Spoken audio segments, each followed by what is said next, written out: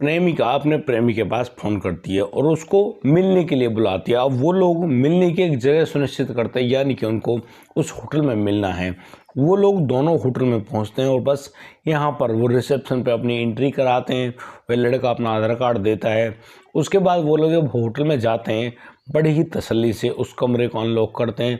यहाँ तक तो बड़ा तसल्ली से काम चल रहा था, लेकिन जैसे ही उस कमरे का दरवाज़ा खुलता है, यानी कि वह जो प्रेमिका है अपने प्रेमी के बिल्कुल ऊपर सवार हो जाती है। भाई अब इस प्रेमी से भी नहीं रुका जा रहा और यहाँ पर दोनों बड़े ही ढंग से एक दूसरे को किस करने लगते हैं, यानी कि मोहब्बत तो शुरू हो गई है। और ये मोहब्बत कहीं ना कहीं हवस और वासना का जो प्रेम था, यानी कि दूसरे के शरीर की पूर्ति थी, उसमें ध्यान लगाना शुरू कर देते हैं। और बस देखते देखते दोनों के कपड़े भी निकलते हैं और भाई साहब बड़े ही ढंग से वो लोग उस बेड पर छलांग भी लगाते हैं और साथ ही साथ दोनों एक दूसरे के साथ बड़े ही मोहब्बत से शारीरिक संबंध कायम करते हैं। यहाँ पर जो है लड़की है बड़े ही ज़बरदस्त तरीके से उस आदमी के ऊपर उछल रही है। बड़े ही आनंद है, उनकी अच्छी प्यार वाली जो चीखें हैं उनके मुंह से निकल रही हैं और दोनों एक दूसरे को बड़े ही ढंग से संतुष्ट कर रहे हैं। यहाँ पर वह प्रेमी उस प्रेमिका से कहता है, क्यों भाई आज तुमने ऐसा क्या सोचा जो तुम मुझे अचानक खुश करने चली गई। अब तो वह प्रेमिका कहने लगती है कि क्यों, क्या वो प्यार नहीं कर सकती, तुम ही प्यार करना जानते हो। और सुनो, अब वो ऐसे छुप छुप कर तुमसे मिलना नहीं चाहती। भाई ऐसे छुप के आना, मुंह को ढक के आना, बड़े ही मतलब कि ऐसी बुरी स्थिति में आना जैसे कि मैं कोई चोरी कर रही हूँ। मुझे चोरी नहीं करनी, मैंने तो प्यार किया है। और सुनो, प्यार और जंग में सब कुछ जायज़ है। अब इन सारी बातों को प्रेमी और प्रेमिका दोनों कर तो रहे, लेकिन उनके बीच में एक बात ऐसी बन जाती है। अब तो वो प्रेमी कहता है कि ठीक है, तुम भी अपने पति को तलाक दे दो। जैसे ही तुम उसको तलाक दोगी फिर तो तुम खुली हो, आज़ाद हो और जब जैसे मन करे ऐसे संबंध बनाना। अब इस बात को सुनकर वह प्रेमिका कहती है कि यार उसका पति उससे तलाक देने के लिए मना करता है, कहता है तुम्हें जो करना है जैसे करना है ऐसे ही करो, लेकिन वह तुम्हें तलाक नहीं दे सकता। दरअसल यदि तुम्हें तलाक दे दिया तो पूरे समाज में उसकी बहुत बड़ी बेइज्जती हो जाएगी। लेकिन अपनी प्रेमिका द्वारा कही गई इन बातों को वह लड़का जो सुन रहा है वह नापसंद करता है और कहता है कि भाई देखो, यदि तुमने ऐसा नहीं किया तो फिर उसे कुछ ना कुछ करना ही होगा। प्रेमिका उससे फिर कहती कि हाँ कुछ करना है तो कर ही दो ना, मैं भी रोज़ रोज़ के झगड़े से तंग आ गई हूँ। और दोस्तों अब तो यहाँ पर वो दोनों मिलकर एक ऐसी प्लानिंग करते हैं, उस प्लानिंग के तहत यानी कि उस होटल में बनी हुई वो प्लानिंग अब जब बाहर निकल आती है उसको निकलने में लग जाते हैं करीब 8 महीने। और 8 महीने बाद यानी कि अब वह जो अक्षय है एक ऐसी प्लानिंग करता है जिसके बाद आप लोग भी हैरान रह जाएंगे कि एक आदमी की मौत तो होती है, लेकिन वह हत्या है, आत्महत्या है या फिर रोड एक्सीडेंट, इसके बारे में किसी को मालूम नहीं चलता है। आज के हम इस कहानी में इस पूरी कहानी को डिकोड करने वाले हैं। आपसे विनती है इस कहानी को अंत तक जरूर देखिएगा। नमस्कार, आदाब, सत श्री अकाल दोस्तों, स्वागत है आपका हमारे यूट्यूब चैनल किस्से क्राइम के। और दोस्तों आपसे वही प्यार भरी गुजारिश, आगे बढ़ने से पहले हमारे चैनल को सब्सक्राइब करना, नोटिफिकेशन की बेल को दबाना बिल्कुल ना भूलें। और दोस्तों हमें फेसबुक पर फॉलो अवश्य कर लें। और आज का बेहद ही हैरान करने वाला मामला सामने आया है राजकोट गुजरात से। दोस्तों राजकोट गुजरात के सबसे बड़े शहरों में चौथे नंबर पर आने वाला यह शहर बहुत ही विशाल है और बहुत जो लोग हैं यहाँ पर रहते हैं, वर्कर भी हैं और आराम से अपनी ज़िंदगी जीने वाले लोग भी हैं। इसी जगह पर एक व्यक्ति जिसका नाम रवि होता है, रवि अपनी पत्नी रिंकल को लेकर मौजूद होता है। दोस्तों ये जो रवि है, रवि एक प्राइवेट कंपनी में वैल्यूएबल ऑफिसर है, यानी कि ये एक जो किसी वस्तु की वैल्यू लगाई जाती है उसके वैल्यू को आंकने वाला एक ऑफिसर है। और बढ़िया अच्छी ढंग से इसकी सैलरी भी है, अच्छा खाता कमाता है और बड़ा ही ढंग से ज़िंदगी जी रहा होता है। इसकी जो पत्नी रिंकल है बहुत ही खूबसूरत है और इसको रिंकल से एक 6 साल का बेटा भी है। अब दोस्तों बड़े ही प्यार से, बड़े ही ढंग से ये लोग ज़िंदगी जीते हैं। अभी हाल ही में जो वह रवि है, रवि अपने शौक अनुसार यानी कि एक बुलेट मोटरसाइकिल खरीदता है और वह अपनी मोटरसाइकिल की कई बार तो पार्टी भी दे चुका अपने यार दोस्तों को। लेकिन वह सोचता है कि वह अपनी मोटरसाइकिल को लेकर अपने यानी कि माता पिता को ज़रूर दिखाया, क्योंकि भाई ये उसने अपने मन से खरीदी है। वह बहुत ज़्यादा प्रसन्न है और अपने माता पिता से मिलना चाहता है। दोस्तों लड़के जो रवि है, रवि के माता पिता कालावाड़ में रहते हैं। अब तो वह जो लड़का है रवि उस मोटरसाइकिल को लेकर वहाँ से निकलता है। रवि उस मोटरसाइकिल को जिस रास्ते से लेकर जा रहा है, यानी कि अब समय आता है 6 अप्रैल का। 6 अप्रैल को रामनवमी भी है और बस वह चाहता है कि उसकी इस मोटरसाइकिल का पूजन उसके माता पिता करें और बड़े ही प्यार से वह मोटरसाइकिल से जा रहा होता है। अचानक उसका फ़ोन घनघना उठता है।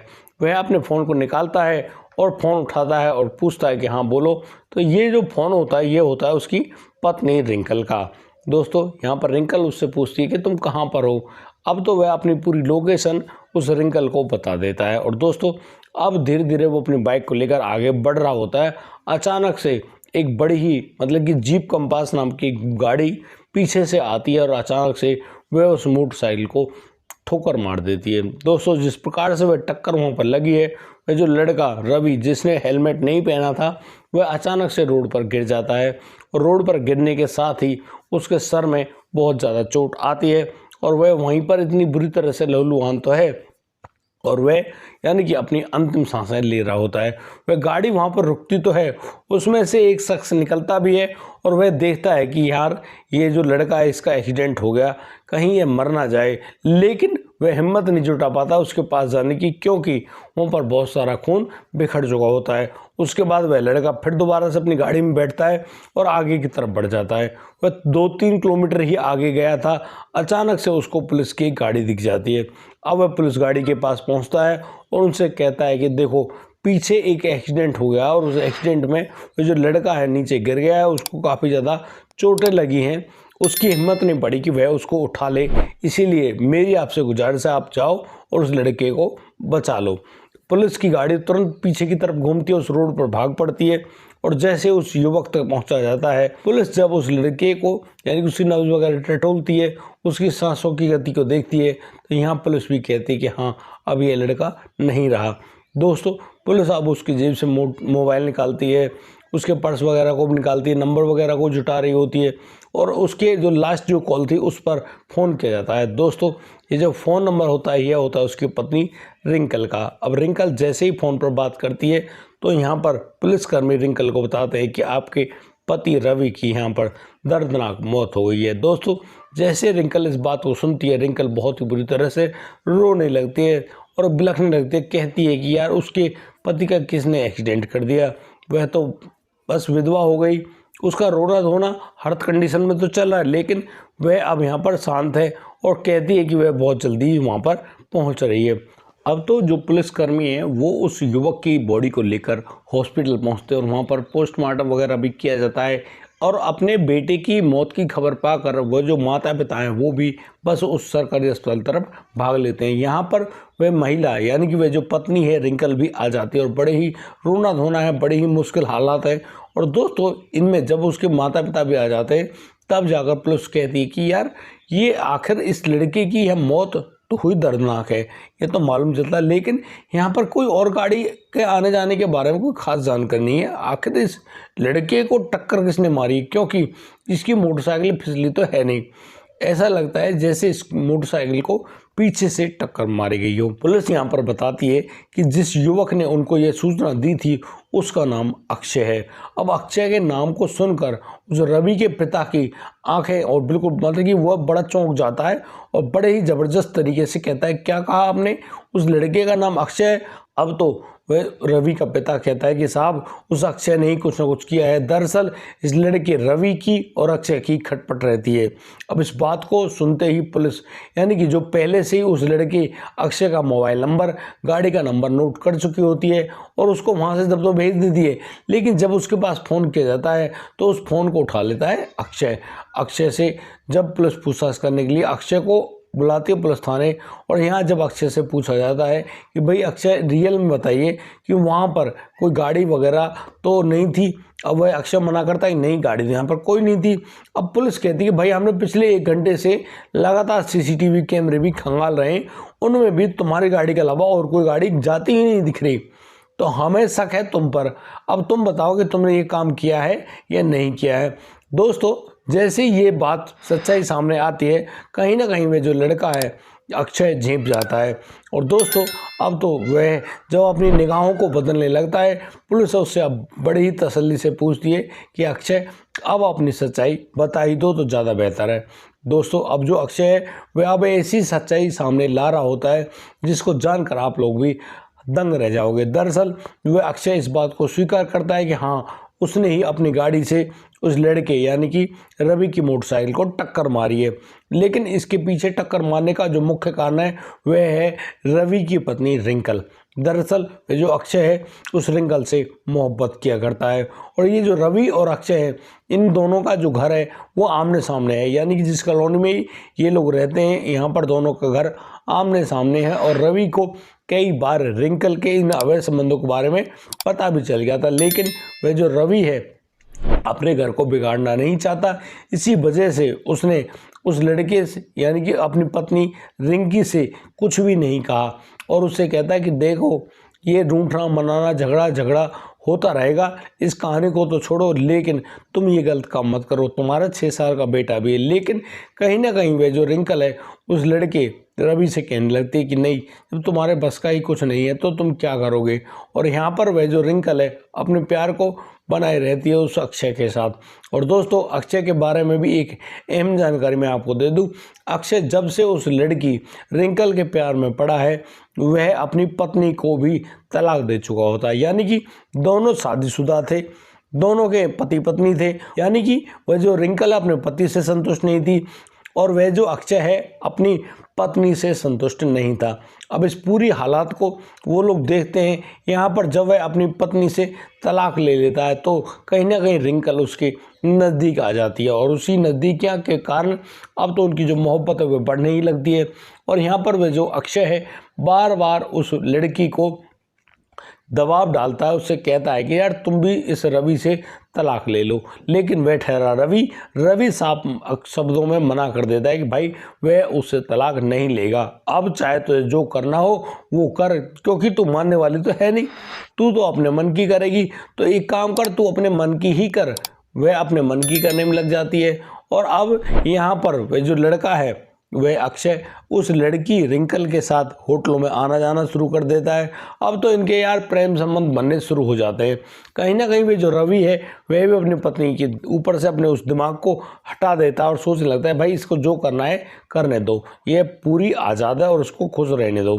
दोस्तों यहाँ पर जहाँ रवि ने अपनी पत्नी के ऊपर से वो लगाम कसना छोड़ दिया, अब तो उसकी जो पत्नी है उसको जब भी मौका मिलता वह उस अक्षय के साथ संबंध बना लिया करती। कभी कभी तो वह अक्षय के घर में भी घुस जाया करती और 4-4 घंटे तक अंदर ही रहती, और वहाँ से जब बाहर निकलती तो वह चुपचाप अपने घर में आकर घुस जाती।